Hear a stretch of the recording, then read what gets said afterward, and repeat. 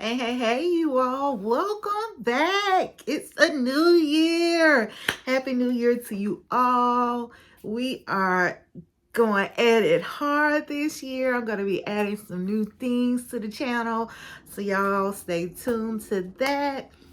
And yeah, I can just already see the greatness and the growth in this channel. And I'm just happy about that. And I'm happy for you all to be on this journey with me. Before we get into it right now, go ahead, hit that thumbs up for me. Hit the subscribe button if you haven't already. And y'all know how we do. Let me know how y'all are feeling. Put a mirror emoji in that chat if you have looked in one today. Yes. And you are feeling A1 with what you see looking back at you. And if not, as always, I encourage you to do what you must to get back to a healthier you. Yes, let's start this new year off on great things. All right, y'all. This is Love Without Borders, Season 1, Episode 6. What the F? WTF times 2. Sorry, y'all. Like, this eye keeps running. I don't know. I would say sinuses, but it's just this one eye. I really feel like there's some type of irritant. And so when y'all see me dabbing, just know I'm not really crying. This eye is just so irritated. I actually had my glasses on for a minute. And I said, the YouTube family, they ain't ready to see me in these glasses, baby, because I got some Coke bottles. So anyway, so we pick up with Dana, right? Dana and Brian, oh boy, because y'all know we ain't feeling him. Y'all know how he tried to flip the script last episode. So, yeah. So she's asking him all these questions. She's just really calling him out because he moving differently. That's not how he started off. And he trying to say, well, there really was no connection and yada, yada, yada. And so she's asking him, you know, well, what about the night when you tried to have sex with me? And he's talking about that was just him trying to make something happen, trying to create something. And then in his confessional, he gonna say, well, you can't bake a bread without the yeast. Boy, bye. Like, no sir, you are not where it's at. Like, don't do Dana like that. Do not do her like that. Oh, child. I'm just like, you don't get the F out of here with all that bull-ish. Like, ain't nobody got time. And so then she asked him, she's like, well, what about me is it that you're not attracted to? So he gonna try to say, well, I just like more natural women. And so we get these flashbacks of to him telling her, like, when they were going out and she was asking him with the lashes or without the lashes, and he was like without.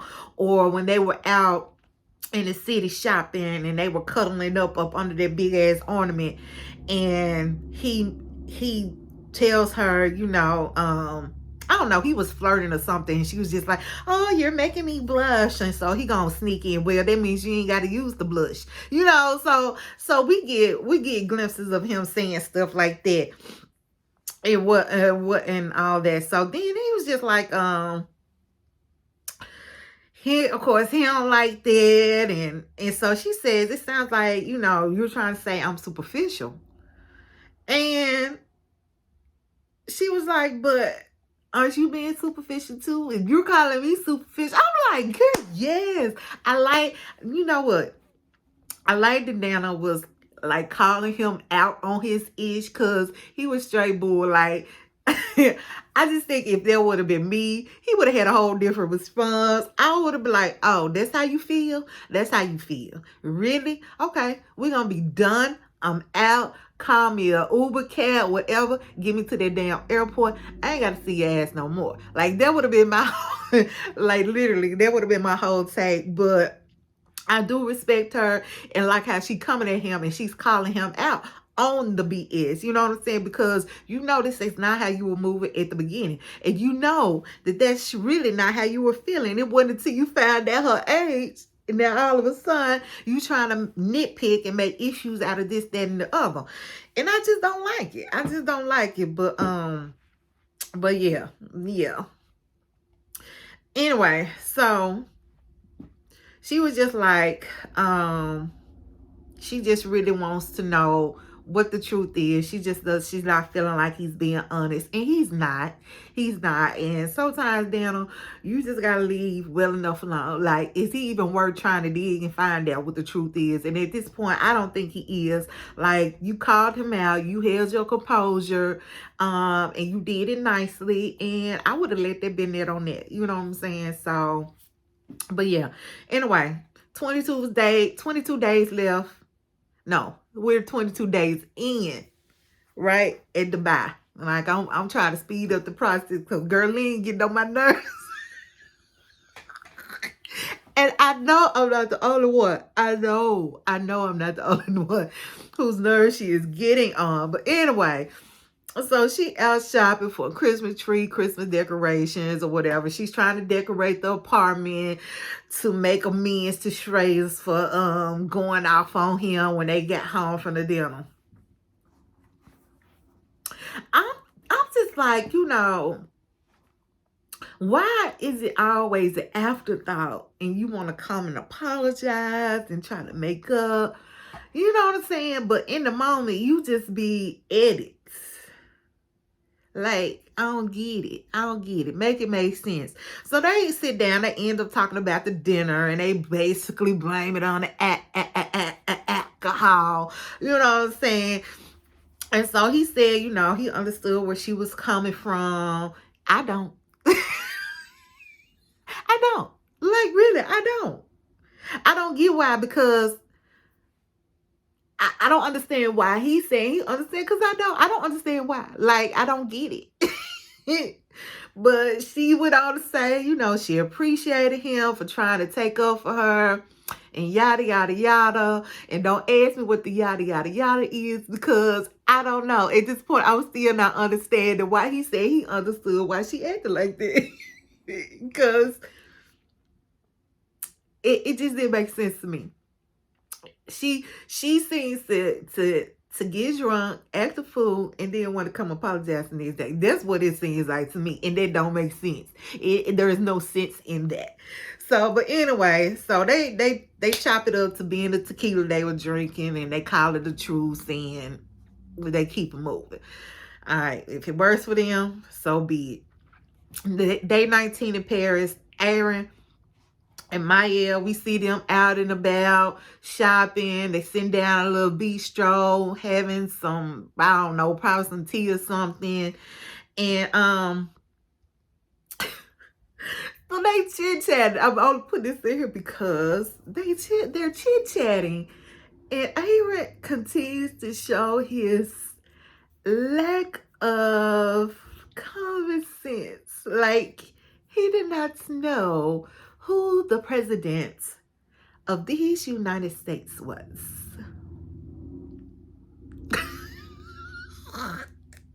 Like, Aaron, how old are you? Baby, and he a whole optometrist out here. Like, your elevator is not reaching that top floor. I would be scared to come see you.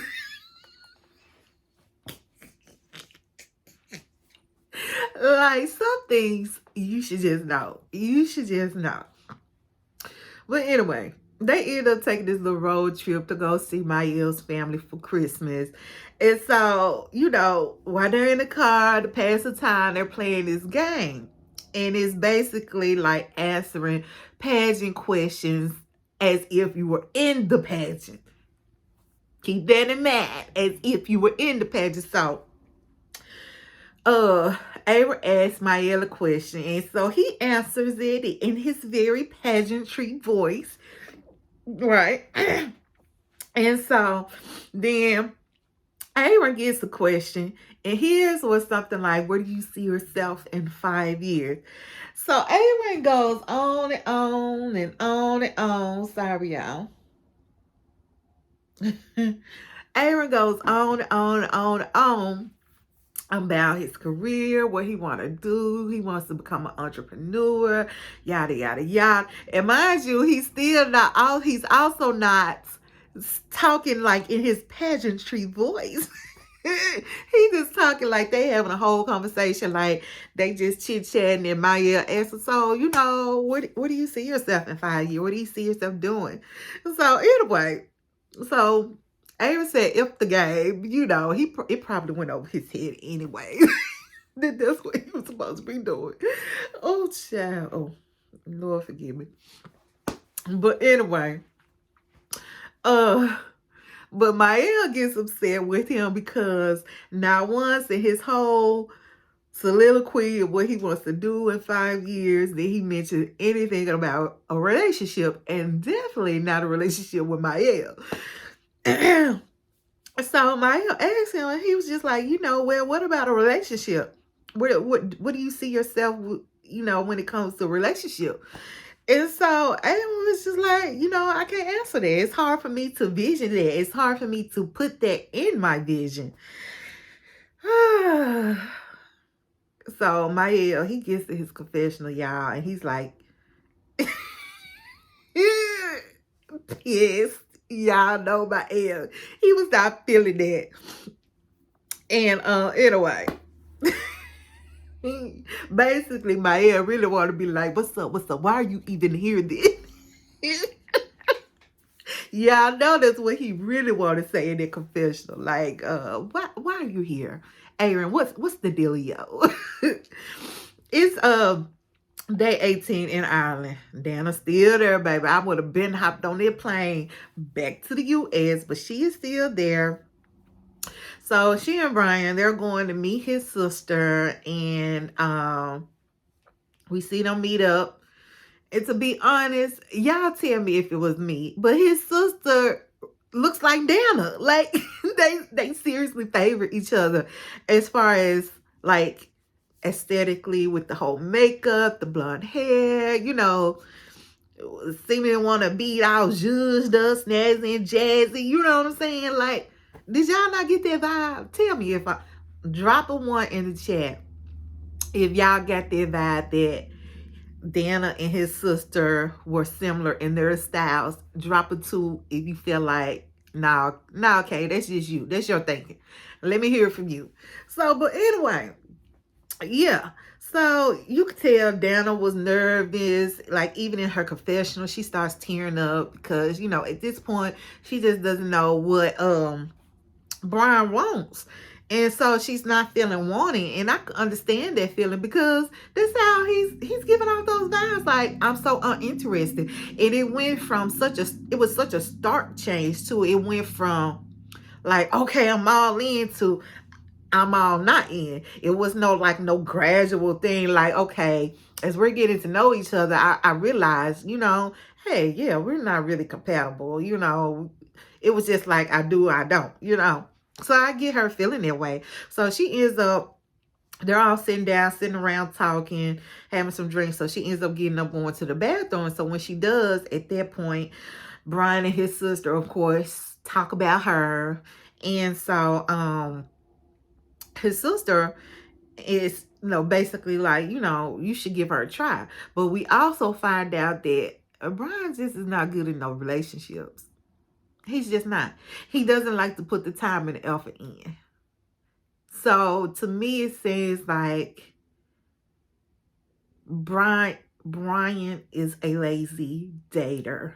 Like, I'm just recalling how he started off things with her, like all big and strong, having flowers and bringing her breakfast in bed. So to me, it seems like he started off strong. He gonna do the things to hook you, but then once he does, he loses interest. It's like, whatever. That's what it seems like. So the sister, is telling him that Dana has some good qualities, and he really needs to not give up so easily. He really needs to put the effort in and see if they can make things work. Over in Ghana, they 26 days in, the field is now meeting Carmen's twin sister. And I can't remember if I knew she had a twin sister. I knew she had a sister, but I just don't recall remembering if they were twins or not. But anyway, needless to say, she has a twin sister. They meet, things go well. They sit down for dinner. And, the sister kind of drills him She wants to know like where his intentions are with her sister, basically. Typical questions that you would want to know about your loved one, like what why are you really here? Like what you really want with her? Like who are you? Like what are you up to right now? You know what I'm saying? So it all seems to go well though. And so Carmen said that her sister approved of him, and that meant a lot to her to have her sister approve of him. But yeah, the only funniest takeaway from that part was like, you know how they sit on the floor around like the coffee table to eat. Y'all, when he sat down, his pants split. They ripped and ripped right over the groin area. So he like, it's just fighting to come out to play. I'm like, oh, child, please. I've been calming down though. Anyway, it's Christmas Day now over in Ireland, and we see down there. Well, it's Christmas Day, and we kind of get a glimpse of like everybody, how they're kind of starting off their Christmas and what they're doing. So over with Dana and Brian, we see them opening gifts, and she opens a gift that he got her, and y'all, it's some makeup remover pads that she can put in a wash and reuse over and over.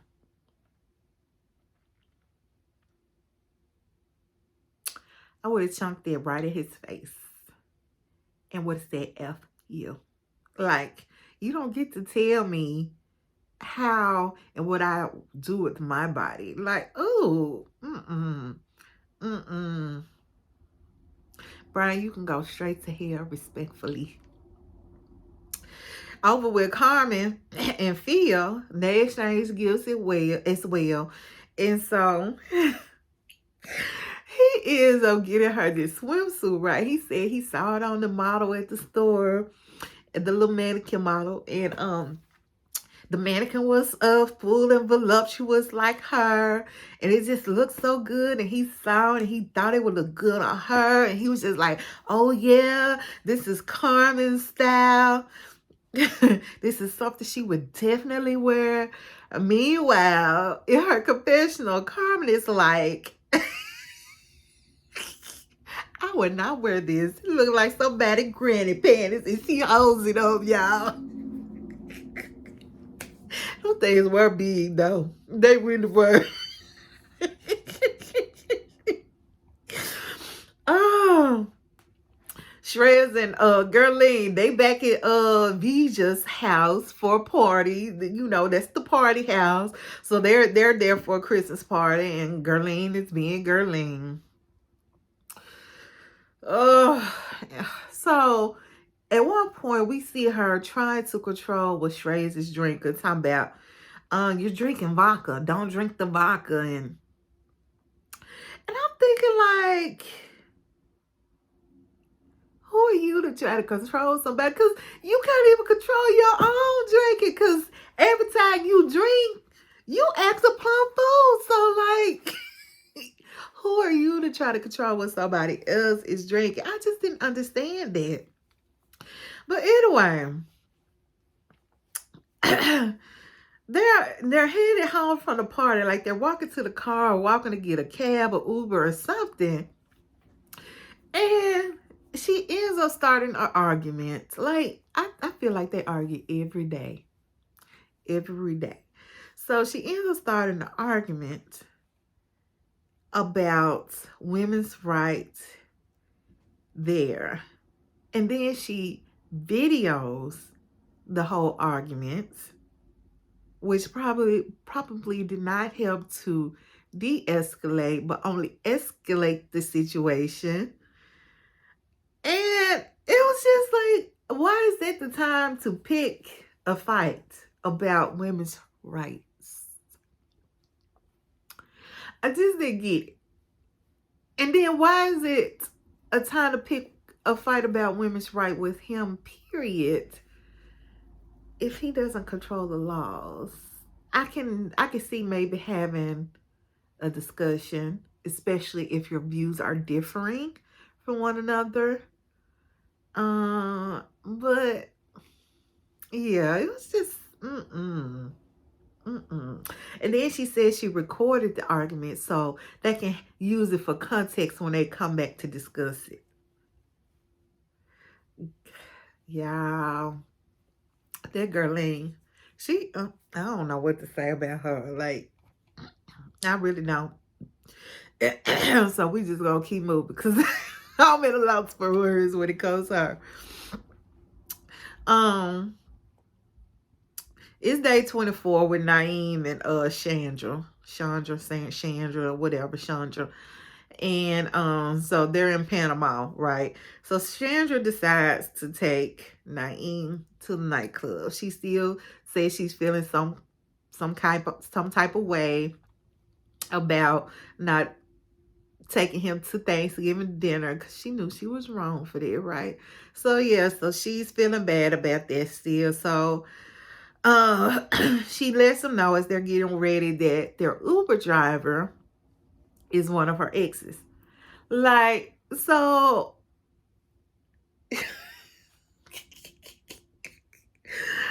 make it make sense.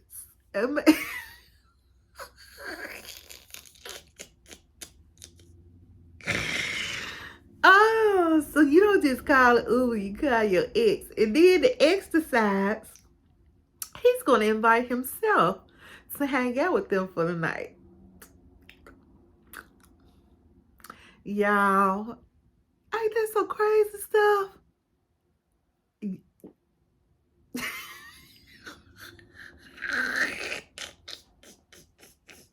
This is what I need to know from y'all right now. This is what I need to know.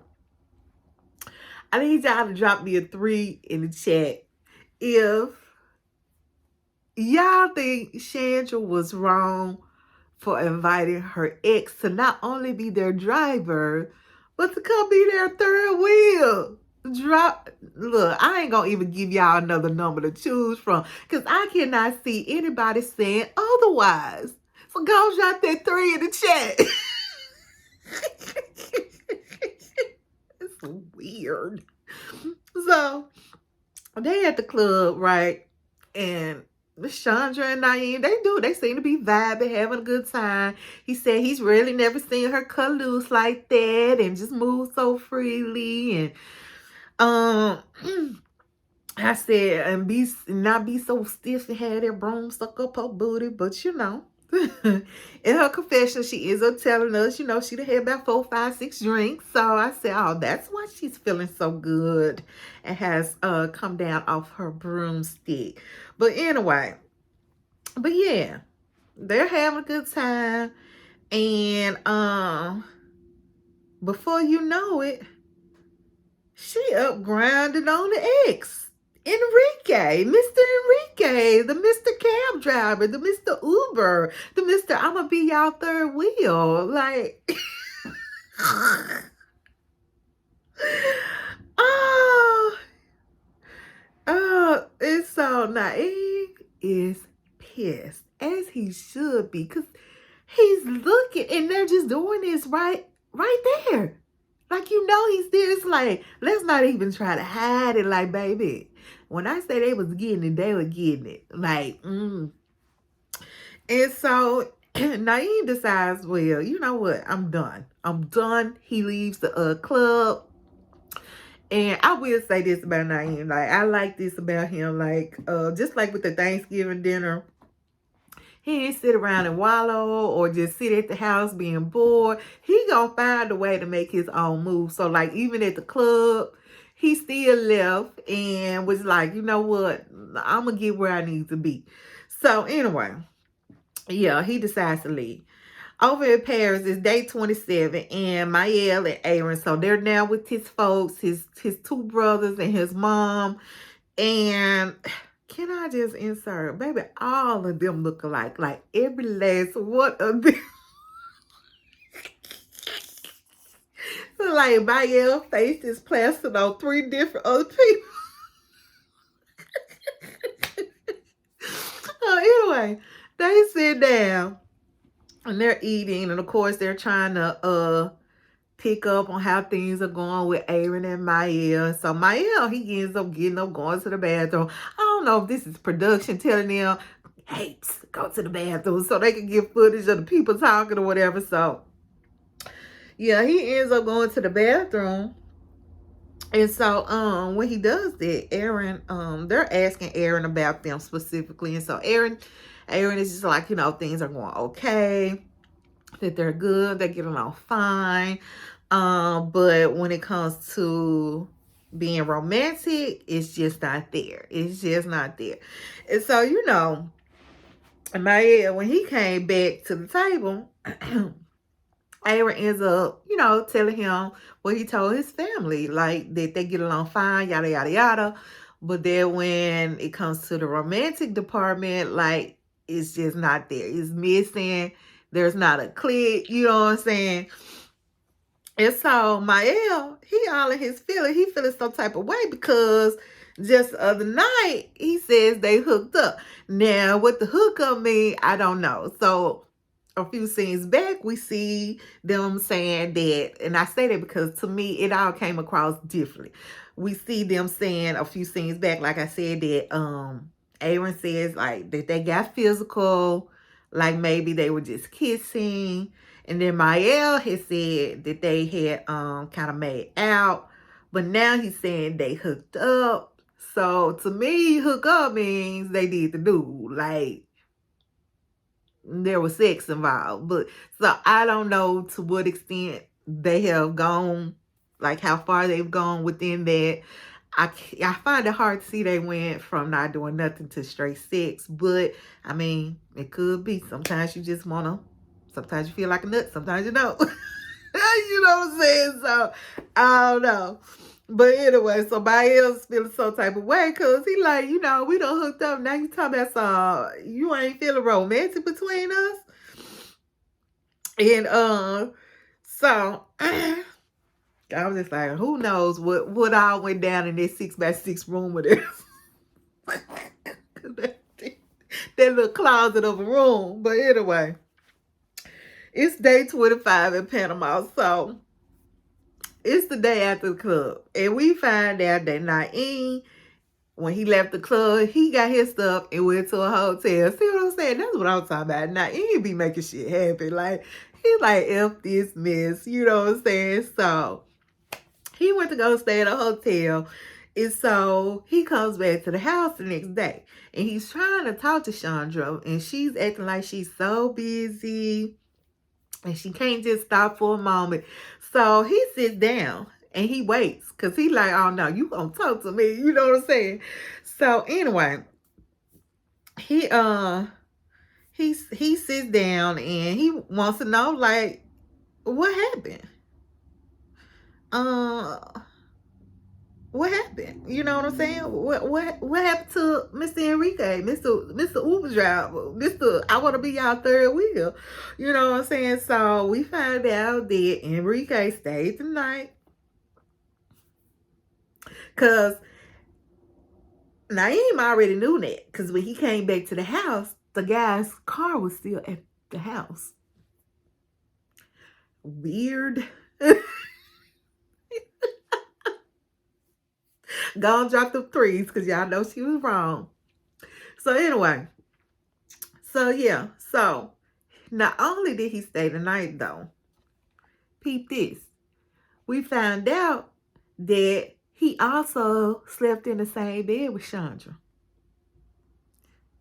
So you can't say, oh, he was too drunk, yada, yada, yada. Because if that's the case, he could have passed his ass out on that darn couch. You know what I'm saying? He had to sleep in the bed with you. But she claimed nothing happened. They slept in the same bed right next to each other and nothing happened. They're just friends. Only friends. I only see him as a friend.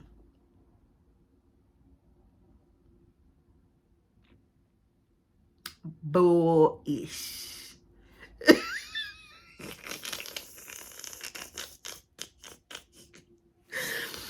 Oh, ew, yeah. And it was just like when he was asking her, she was just trying to play it so funny. Like, what do you mean? You know what he's talking about. Like, get over like, dog. You know exactly what he's talking about. You know exactly what he's asking you. Like, it's just crazy. And then she gonna try to act like nothing happened. Girl, this man slept. Not only did he come back to the house, he slept with you. And she trying to act like that's not a reason for Naeem to get upset.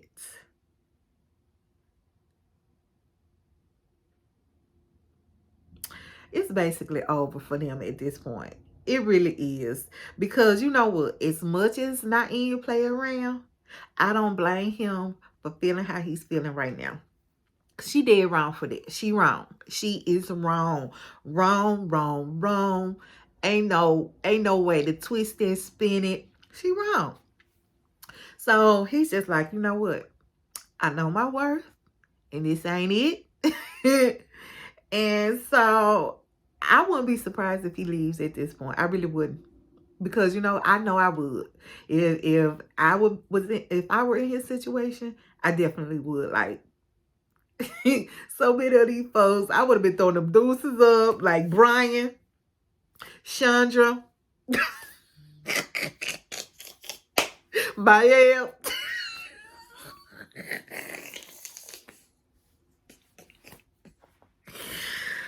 Oh, child, Gerlene.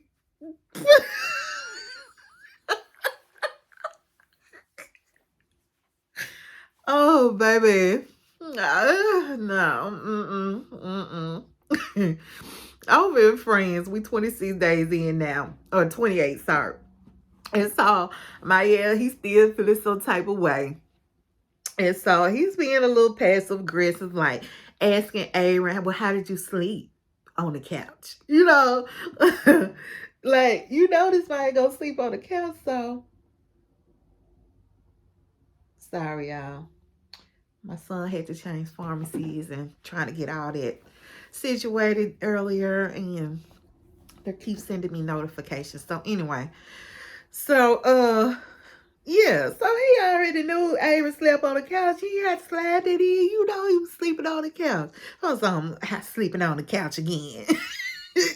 So Aaron's kind of picking up on the attitude, and they're just sitting there talking. So Maya tells him, that he feels like Aaron isn't all in it. And so he's just pretty much like asking Aaron, like, why did you even choose this process? Because you took a place that somebody else could have been in. Like, I want something, and you ain't in because you ain't giving me nothing. And so you took a spot that somebody else could have been in, that could have been all in it with me. You know what I'm saying? And so, Aaron was pretty much like, he can't see himself putting a relationship before work, and that he's just very busy with work, and that's just how he is, yada yada yada. And so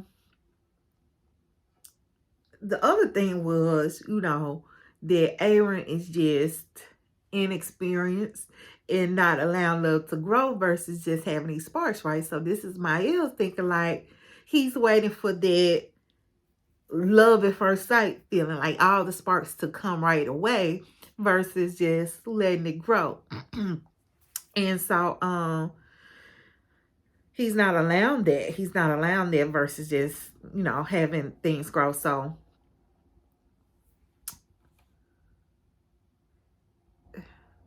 Mael is just like, yeah, I couldn't read my notes. So Mael's is like, he's basically telling him, like, this is a dead end for me.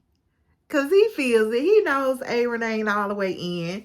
But at the same time, to Mael, I feel like you came on strong. Like, you took that man to the lock bridge. The next day, he was there. And I think with Aaron being so slow to warm up and want to open up, considering he just had his first relationship with a male and it didn't go well, so he's kind of on the defense, and I don't feel like Mael made this space safe enough for him to start trusting a process again. So with that, like, now I ain't gonna say it's all my hair, because Aaron know if he wasn't in that place to be ready to open his heart up to somebody again, he definitely should not have gone on this show or tried to do this experience knowing what it all entailed. He should have did something where things could go a little more slower. But at the same time, Mael, you came on hard, baby. That ain't for everybody, So you didn't create a safe enough space for him either to kind of try to open up. Like, so I think it was kind of both of y'all. But yeah, Mael basically like, this is a dead end. And he says it's exhausting.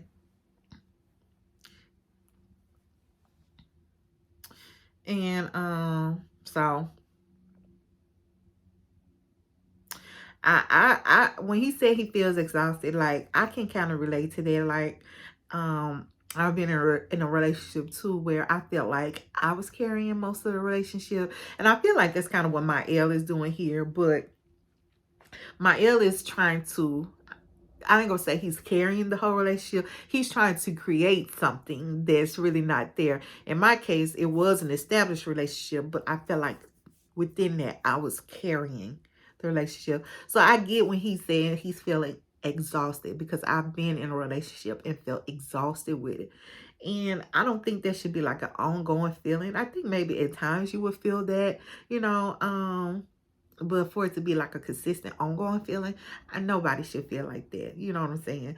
But anyway, so yeah, Mael is just pretty much, I think Mael about ready to call it quits at this point, but we'll see. Over in Dubai, Gerlene, she done called Erica, the matchmaker, y'all. So she shows up, and so she's talking, and she's basically telling Gerlene, like, baby, you blocking your own blessings. Yeah, I know, paraphrasing, but that's basically what she said. Like, chill out, because you blocking your own blessings, baby. And so, basically, she's messing things up for herself. She's messing this up for herself. And so, Gerlene wants to talk about how the women are treated there. And just because Shreya's mom and sister have not had bad experiences, that doesn't mean that she hasn't. Baby, you've been there all of 3 seconds. So what bad experiences have you experienced as a woman living there? Anyway. So, sorry, y'all. Alright. But yeah. So, anyway. So she's keep harping on that. And I think Gerlene is just trying to pinpoint something, because again, whatever the laws are there, that is there. That is not who Shreyas is himself. So why are you pinpointing that as a downfall as to why you don't like him? Has he treated you like that? In your mind, has he treated you like that? If so, then address that and address it towards him specifically, and not the laws of the tradition or the culture where you are. You know what I'm saying? And so, because even if, let's say, she doesn't like the laws there, the culture, but if she gives herself a chance to open up to Shreyas and does fall in love with him, and she's still not comfortable staying there, then they have the possibility to move elsewhere. You know what I'm saying? You can't have that define your relationship and your love. So I don't understand why she keeps trying to pinpoint this as an issue and making a big deal. She done called Erica all the way to Dubai just to harp on that. But anyway, Erica is just like, you know what? I chose him for you because I felt he was going to guard your heart. And that's what it seems like she needs. Like, she's always in this, I would say fight or flight, but she ain't never in no flight. It's just fight or fight. You know what I'm saying? And I feel she needs that. She needs to know that she doesn't have to be this way, but she needs to feel safe enough to know that she doesn't have to be this way. But at this point, I don't think she will. Like, she's not going to ever give that a moment or a chance. You know what I'm saying? And so, Erica goes on to say, he was going to make you feel safe, and you're not allowing him to do that. And she says that she feels like she's failing at falling in love. This is what Girlene is saying. And I'm just like, yeah, you are. You really are. And it's because, you know, you're being so stubborn. You know what I'm saying? And pig-headed. Like, give yourself a chance. You know, you don't have to lose yourself and not in that, just letting go. You don't have to lose yourself in that and who you are. You know what I'm saying?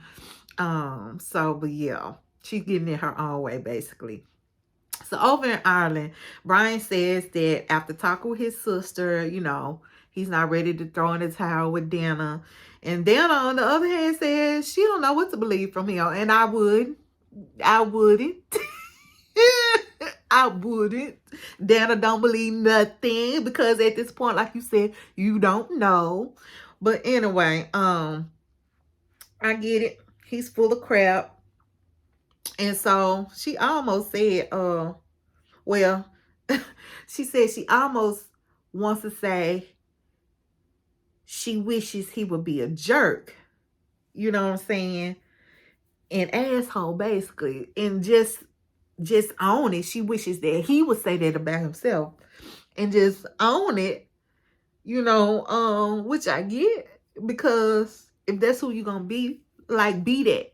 Stand 10 toes down in it. Don't be it, but then come around and talk differently. You know, talk is cheap. And so basically, if you're going to be a jerk, say you're a jerk and just be there. You know what I'm saying? But now he coming back, talking about he want to try to see what things can go. He ain't ready to throw in the towel, you know.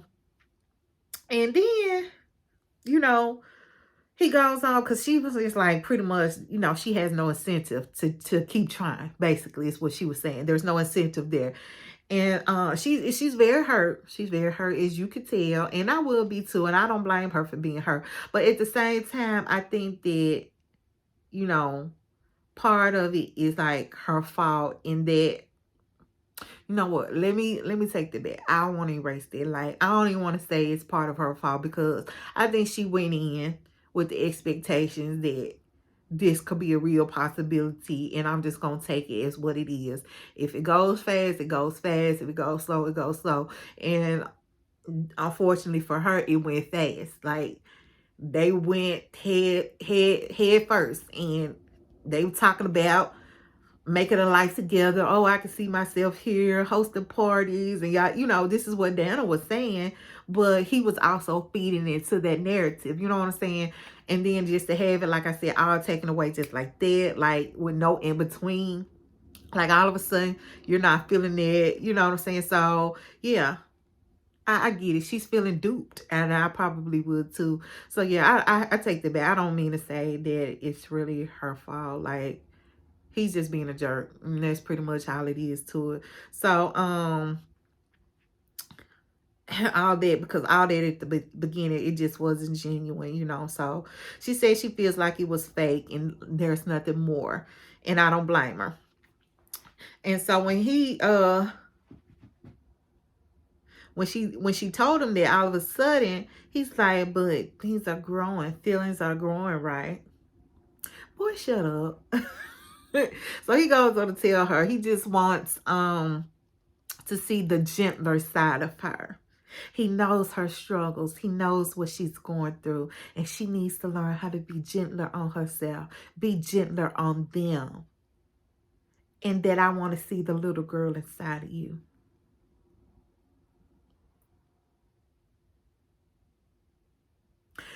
That don't even sound right, dude.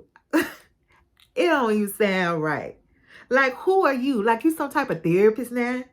The gentler side of you. Be gentler on yourself. I know the struggles you're going through. Like, oh, wait. Oh, they talking about he want to see the little girl inside of her. Like, what? What is this? You are Kelly now? What? What? Like, sir, what are you talking about? Like, you're doing the most. Like, boy, bye. And she's sitting up there taking it all in, feeding into that stuff, crying. I said, baby, Dana, you better not fall for it. Do not, you better not. Dry them tears up. He done showed you who he was. If he shows you who you are, believe him the first time. Don't give him another opportunity. Yeah, I had somebody like that in my 20s. This guy I dated, we had gone to high school together and reconnected in our 20s. And, you know, got involved. Things were going well. And then he did some trash shit, some real boy-ish, right? And pissed me off to the utmost, y'all. I didn't know if I was coming or going. And you know, and I'm a person of faith. I really am. And even with my potty mouth sometimes, you know, I'm working on it. So anyway, he gonna come to me, tell my son, let's pray about it. See, they try to get you where they know. You know what I'm saying? He knew there was a soft, tender spot for me. Let's pray about it. And then he gonna start there, grab my hand. He drop on his knees, y'all. Start praying and everything. And I was like, part of me was still side-eyeing him, but part of me wanted so much for things to be okay. And I'm just like, you know, he really is showing me he's not afraid. Now, before that, he never prayed with me. Never. So I don't know why, I'm young and dumb. I don't know why I felt in that moment.